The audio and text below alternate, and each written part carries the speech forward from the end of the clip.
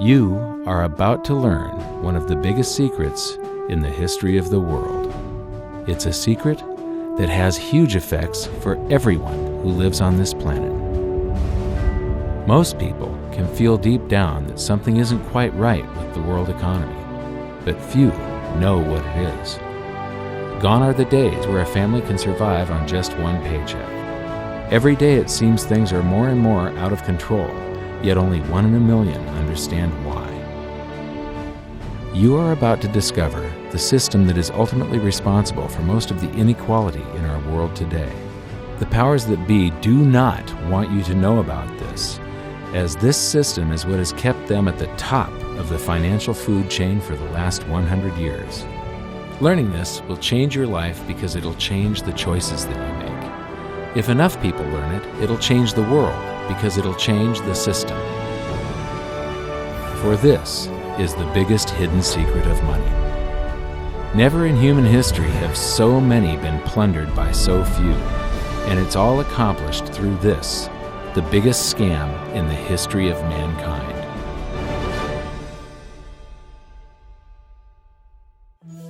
They say that money doesn't grow on trees, but the truth is that the modern banking system creates currency far faster than trees can grow. Most people don't have a clue how currency is created. Economists and bankers make it sound so complex that people think they can't understand it. But I'm going to strip our monetary system down to its essence so that you can see the scam behind the curtain and just how it affects you. Every modern society creates currency in pretty much the same way. But since the US dollar is the majority of the world's currency, I'm going to use the United States as our example. It all starts when some politician says, "Vote for me and I'll make sure the government provides you more free stuff than my opponent will." But there's no such thing as a free lunch. So to provide that supposedly free stuff, the politicians vote for the country to spend more than its income. This is called deficit spending. To pay for that deficit spending, the Treasury borrows currency by issuing a bond. So what's a bond? If you think about it, a bond is really nothing but a glorified IOU. It's a pretty piece of paper with numbers printed on it that says, "Loan me $1 trillion today, and I promise over a 10-year period I'm going to pay you back that $1 trillion plus interest." But what you need to understand is that Treasury bonds are our national debt. These glorified IOUs are to be paid back by you and I and our descendants through future taxation. Therefore, when the government issues a bond, it steals prosperity out of the future so that it can spend it today. The Treasury then holds a bond auction, and the world's largest banks show up and compete to buy part of our national debt and make a profit on it by earning interest. You'll notice that as we move through this process, the big banks are there, taking a cut every step of the way. This isn't by chance, as you'll see shortly. Then, through a shell game called open market operations, the banks get to sell some of those bonds to the Federal Reserve at a profit. To pay for the bonds, the Federal Reserve opens up its big old checkbook and writes bad, bogus, counterfeit checks that should bounce because they're drawn on an account that always has a zero balance. There isn't 1 penny in there. To quote from the Boston Federal Reserve, "When you or I write a check, there must be sufficient funds in our account to cover that check. But when the Federal Reserve writes a check, there is no bank deposit on which that check is drawn. When the Federal Reserve writes a check, it is creating money." The Fed then hands those checks to the banks, and at this point, currency springs into existence. The banks then take that currency and buy more bonds at the next Treasury auction. But what is a check? A check is also an IOU. When you write a check, you're making a note that says, "Here's my IOU for cash. All you have to do is go to the bank and pick it up." Now, it's very, very important that you understand this process because we're going to come back later and show you the devastating effect this has on you. The Treasury issues IOUs, bonds. The banks then buy those IOUs with currency. The Federal Reserve then writes IOUs, checks, and hands them to the banks in exchange for the Treasury's IOUs, the bonds. And currency is created. So what's really happening is the Federal Reserve and the Treasury are just swapping IOUs, using the banks as middlemen, and abracadabra, presto, currency magically springs into existence. This process repeats and repeats over and over again, enriching the banks and indebting the public by raising the national debt. The end result is that there's a buildup of bonds at the Federal Reserve, and currency at the Treasury. This process is also where all paper currency comes from. The Federal Reserve and the government mistakenly call it base money because they didn't watch episode 1 of this series and they don't know the difference between money and currency. But I will correctly refer to it as base currency because it is not money. It is currency, and as we've learned, there is a big difference. Money has to be a store of value and maintain its purchasing power over long periods of time. We learned in episode 1 that earlier in our history, our paper currency was just a claim check. It was a representation for real money of intrinsic value, the gold and silver that was held on deposit at the Treasury. You could walk into any bank and slap your currency, like say a $20 bill, on the counter and redeem it for real money, a $20 gold piece. But now, this base currency that's piling up back here is really nothing but a receipt or a claim check on an IOU, that bond. So it's really nothing but a supply of numbers. The Treasury then deposits the newly created currency into the various branches of the government, and the politicians say, "Hey, thanks for that." And the government does some deficit spending on public works, social programs, and war. The government employees, contractors, and soldiers then deposit their pay in the banks. Now, this may come as a shock to you, but when you deposit your currency with the bank, you're not actually depositing it into an account to be safely held in trust for you. Instead, you're actually loaning the bank your currency, and within certain legal limits, they can do with it pretty much anything they please. This includes gambling in the stock market and loaning it out, at a profit, of course. Now this is where the machine of currency creation really gets cranking, because this is where something called fractional reserve lending comes into play. Fractional reserve lending is exactly what it says. The banks are allowed to reserve only a fraction of your deposit and loan the rest out. Although reserve ratios may vary, I'm going to use a 10% reserve ratio as our example. If you deposit $100 in your account, the bank can legally take $90 of it and loan it out without telling you. The bank must hold $10 of your deposit in reserve just in case you want some of it. These reserves are called vault cash. But why does your bank account still say you have $100 if the bank has stolen $90 of it? Because the bank left IOUs it created, called bank credit, in its place. Now I know this sounds crazy, but here it is in black and white from the Fed. Commercial banks create checkbook money when they grant a loan simply by adding new deposit dollars in accounts on their books in exchange for a borrower's IOU.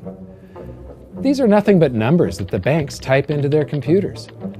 And even though these bank credit IOU numbers are very different from base currency numbers, because they only exist in computers, they are still currency. So now there is $190 in existence. Now, the reason people take out loans from the banks is to buy something. They're going to buy a house or a car or something like that. So the borrower takes the $90 that the bank loaned to him from your account, and he pays the seller of the item.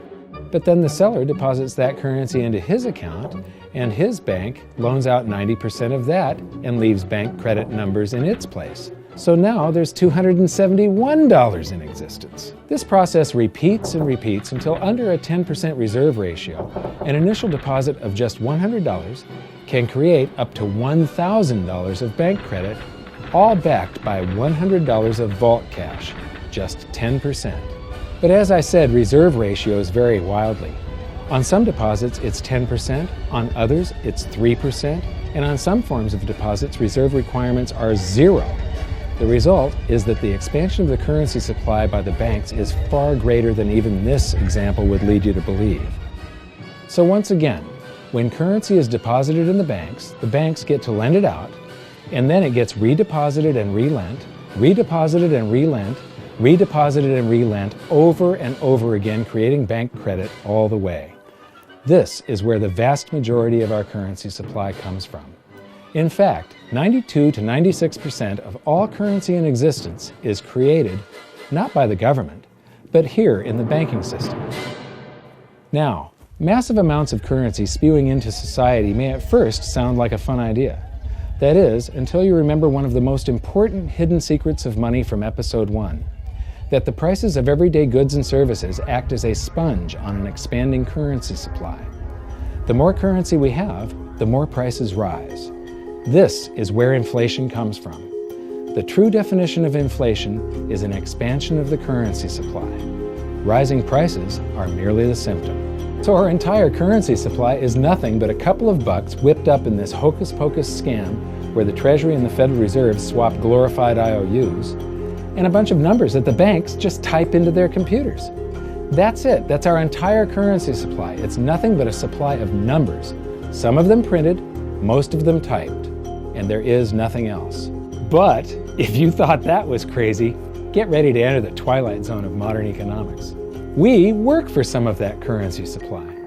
True wealth is your time, but we trade away moments of our lives, hour by hour, day by day, and year by year, for numbers that somebody printed on pieces of paper or just typed into a computer. Now those numbers represent our blood, sweat, tears, labor, ideas, and talent. We are what gives the currency its value. But here comes the really cruel joke. We work hard so that we can save some of that currency, so that we can pay the tax collector. In the United States, it's known as the IRS. They then turn it over to the Treasury so that the Treasury can pay the principal plus interest on that bond that the Federal Reserve bought with a check drawn on an account that has nothing in it. Now let's do a recap on this section, because this is where the system begins to rob you and I on a massive scale. Much of our taxes are not used for schools, roads, and public services, but to pay interest on bonds that the Federal Reserve bought with a check drawn on an account that has nothing in it. The Federal Reserve is committing fraud. But here's one of the biggest secrets of them all. Before the establishment of the Federal Reserve, there was no need for personal income tax. The Federal Reserve was created in 1913, and that very same year, the Constitution was amended to allow income tax. Do you really think this was just a coincidence? Ask yourself how much income tax you've paid over your lifetime. Much of it has been silently siphoned away into the hands of those who own the system. Yes, this system has owners. Who they are is an even bigger secret that we'll get to shortly. But first, we need to understand the mumbo-jumbo of the so-called debt ceiling. It's all based on a huge paradox. There was interest due on that bond, and there was interest due on every one of those loans that the banks made. That means that there is interest due on every dollar in existence. Let me ask you something. If you borrow the very first dollar into existence, and that's the only dollar that exists on the planet, but you promise to pay it back plus another dollar's worth of interest, where do you get the second dollar to pay the interest? The answer is that you have to borrow that one into existence and promise to pay it back with interest as well.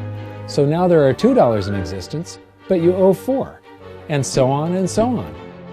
The result is there's never enough currency to pay the debt. There is always more debt in the system than there is currency in existence to pay the debt.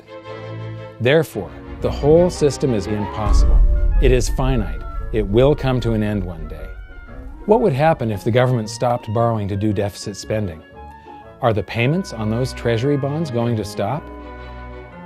What would happen if the public stopped borrowing and going deeper into debt? Are your house and car payments going to stop? No. There is a payment due every month on the principal plus the interest on every dollar in existence, and those payments do not stop. If we stop borrowing, then no new currency is created to replace the currency that we used to make those payments. Whether you're making a payment on a loan or paying tax to make a payment on a bond, the portion of the payment that goes to pay off the principal extinguishes that portion of the debt. But the debt also extinguishes the currency. Currency and debt are like matter and antimatter. When they meet, they annihilate each other. If we just pay off the principal only on all the loans and bonds that exist, the entire currency supply just vanishes. So if we don't go deeper into debt every year, look what happens. The whole thing goes into a deflationary collapse under the weight of those payments. Politicians and pundits alike talk about balancing the budget, paying down the debt, and living within our means. They don't understand that that is deflationary. It is impossible to do under our current monetary system without collapsing the whole economy. This is why any talk of a debt ceiling is not only ridiculous, It's delusional. The system is designed to require ever-increasing levels of debt just to continue. And that's why politicians will always kick the can down the road and raise this so-called debt ceiling over and over again until the whole system finally collapses under its own weight. In other words, they don't want it to collapse on their watch. The Founding Fathers of the United States knew the dangers of central banking and fought to free themselves from this very thing. The Revolutionary War started out as a tax revolt, but now we must pay tax just to have a monetary system. Having just suffered through the hyperinflation of the continental dollar, which was printed into oblivion to finance the Revolutionary War, they understood the dangers of fiat currency and debt-based monetary systems. So to protect future generations from institutional theft and out-of-control government, they wrote into the Constitution that only gold and silver can be money for the simple fact that you can't print them. Our current system is not only unconstitutional, but it robs us of the liberty and prosperity our forefathers fought and died for. We are all feeling the effects of ignoring the Constitution right now. By forcing more currency into circulation, our purchasing power is diluted. Inflation is a slow and insidious stealth tax that is simply the result of this debt-based monetary system. This system empowers and benefits those who create the currency and receive it first, as they get to spend it into circulation before it has an effect on the economy. They're stealing purchasing power from you and transferring it to the banks and the government every hour of every day because of this false monetary system. And it's not like the people at the top don't know this.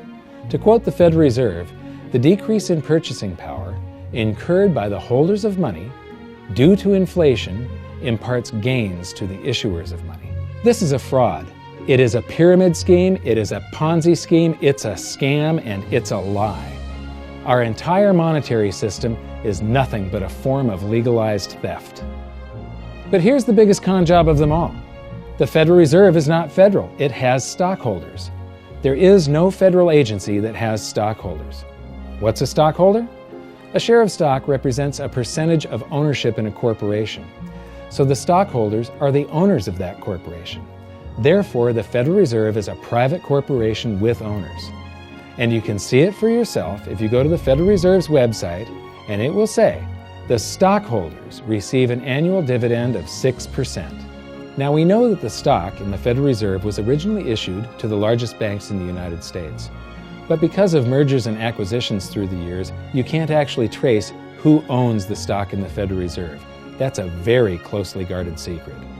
My guess would be that the owners are those primary dealers, the banks that get to make a profit by selling part of our national debt, those bonds, to the Federal Reserve, who buys them with a check from nothing. Then we pay tax to pay the principal and the interest on those bonds so that the Federal Reserve can pay the banks a 6% dividend. Don't be alarmed if you don't quite comprehend the deception of this system at first glance. Very few people do. It is purposely complex. The economist John Maynard Keynes once wrote, "By this means, government may secretly and unobserved confiscate the wealth of the people, and not one man in a million will detect the theft." I believe that presented correctly, anyone can understand this system, regardless of how complex it is. So let's do a recap and break it down even more. The way the system works is that, step 1, the government creates glorified IOUs. These bonds increase our national debt and put the public on the hook to pay it back. Step 2, IOUs are swapped to create currency. The Treasury sells the bonds to the banks. The banks then turn around and sell our national debt at a profit to the Federal Reserve, which they probably own. The Federal Reserve then opens its checkbook that doesn't have a penny in it and buys those IOUs with IOUs that it writes, checks, on a checking account that has a zero balance. Then they give those checks to the banks and currency just springs into existence, and then the whole process repeats. This results in a buildup of bonds at the Federal Reserve and currency at the Treasury, which is really just a supply of numbers. The Treasury then deposits the numbers in the various branches of the government, and we get to step 3. The government spends the numbers on promises, public works, social programs, and war. Then the government employees, contractors, and soldiers deposit their pay into the banks. And we get to step 4, where the banks multiply the numbers by magically inventing more IOUs through fractional reserve lending, where they steal a portion of everyone's deposit and lend it out. That currency gets redeposited, and then a portion is stolen again. And the process repeats over and over, magnifying the currency supply exponentially. Then we work for some of those numbers, which brings us to step 5, where our numbers are taxed. We pay tax to the IRS, who then turns our numbers over to the Treasury, so the Treasury can pay the principal plus the interest on bonds that were purchased by the Federal Reserve with a check from nothing. Then we get to step 6, the debt ceiling delusion. The system is designed to require ever-increasing levels of debt and will eventually collapse under its own weight because politicians always kick the can down the road. They don't want it to collapse on their watch. And finally, step 7, the secret owners take their cut. The world's largest banks own the Federal Reserve. Those banks make a profit selling our national debt to the Fed. They make a profit when the Fed pays them interest on the reserves held at the Fed, and the Fed pays them a 6% dividend on their ownership of the Fed. This system is fundamentally evil. It funnels wealth from the working population to the government and the banking sector. It is the cause of the artificial booms and busts of modern economies, and it causes great disparity of wealth between the rich and the working class. And it is only possible because we no longer use real money, we use currency. But worst of all, it is a form of enslavement. Bond is the root word of bondage. Whenever a government issues a bond, it is a promise to make us pay tax in the future. Nobody asked you if you wanted to pay tax today for the prosperity we all enjoyed in the last century. Nobody is asking our children if they want to work hard in the future to pay for the prosperity we're enjoying now. George Washington once wrote to James Madison, "No generation has the right to contract debts greater than can be paid off during the course of its own existence."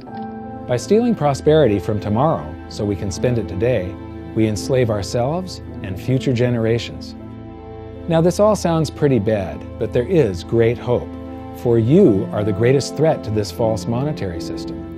This system relies on the public being ignorant of its workings. Please share this knowledge with everyone you know, because an informed public that fully understands the system can build a better future for generations to come. And now I leave you with this quote, widely attributed to a former director of the Bank of England. The modern banking system manufactures money out of nothing. The process is perhaps the most astounding piece of sleight of hand that was ever invented. Banking was conceived in inequity and born in sin. Bankers own the earth. Take it away from them, but leave them the power to create money and control credit, and with the flick of a pen, they will create enough money to buy it back again.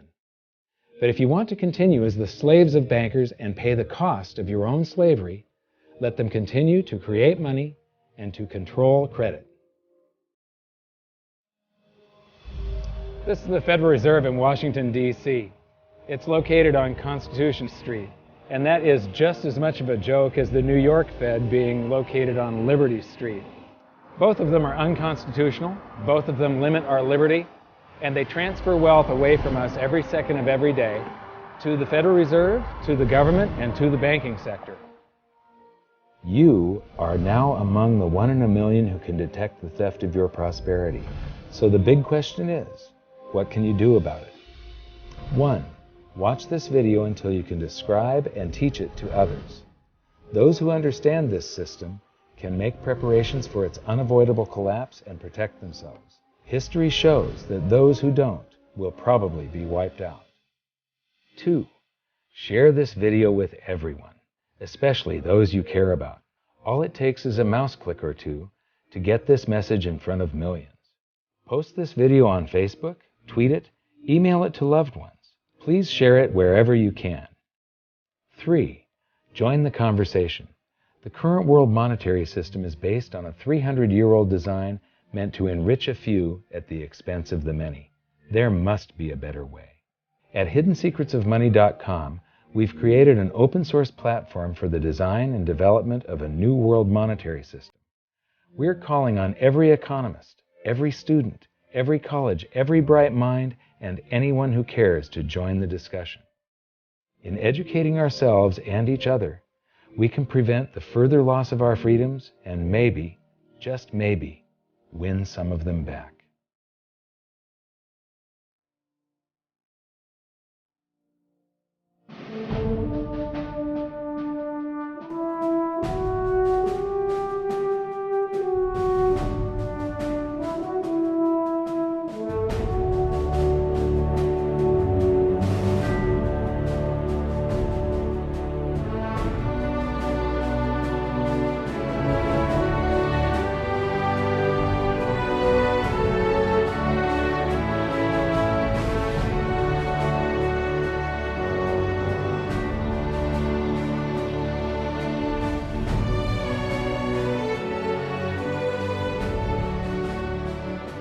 I think your episode 4 is very beneficial, very helpful. It's going to introduce these ideas to a lot of people, and like I've just been talking about, we have to change people's mind, and the more they understand it, the better. And I think we're at this point now where more people in the last several years, 4 or 5 years, have thought about the Fed than they ever have in the previous 95 years. So I think an explanation and diagrams to show it is very helpful, because quite frankly, they're not going to get it in their grade school. They're not going to get it in their high schools. They're not going to get it in college unless they're in a very rare circumstance to understand how this works. You know, for years before I got involved in really studying gold and some of the things I write and talk about today, I was a monetary economist for decades. You know, in your video, you talk about the primary dealers. I was chief counsel and chief credit officer of one of the largest primary dealers for 10 years. So I had an inside seat on the Treasury market and have the privilege of working with several former vice chairmen of the Board of Governors, Manley Johnson and David Mullins, going back to the 80s and 90s. So I'm very immersed in what you were talking about. And I thought it was extremely accurate, extremely clear. I didn't think you were stretching on any points. It was really like something out of a PhD course, except that it was very easy to understand. I think it's accessible. I think we're seeing a little bit of a revolution in communications in the following sense. You know, as you point out, the Fed was created in 1913. Well, in 1913, there was no web, there was no YouTube, no Twitter. There was really no one to kind of stand up and oppose the Fed or call them out, if you will, or really get into a discussion that everyday Americans could follow. That's not true now with social media and everything else. You can reach out to millions and tens of millions of people and tell them what's going on. I think you've done that. You've done it successfully. I applaud it. I think this is a great video. I look forward to seeing it again. I know millions of people will enjoy it. Well, as we know, the Federal Reserve believes it can create money out of thin air, not realize money is supposed to represent real products and services. And what people don't realize is when the Fed does that, in effect, as Keynes pointed out, it's a form of taxation. It's a form of confiscation. And because people don't see it, the politicos get away with it, but it also undermines social trust. It just is corrosive throughout society. We're going to have a lot of turmoil in the coming years, but it's going to be the kind of turmoil that leads to positive things. So don't despair. Get out there and fight, because the tide is going to turn. This is going to be the status last stand. Thank you. This episode of Mike Maloney's Hidden Secrets of Money was brought to you by GoldSilver.com and the new Silver Pegasus Round. To learn how to protect your family and turn the coming economic storms into opportunity, visit GoldSilver.com.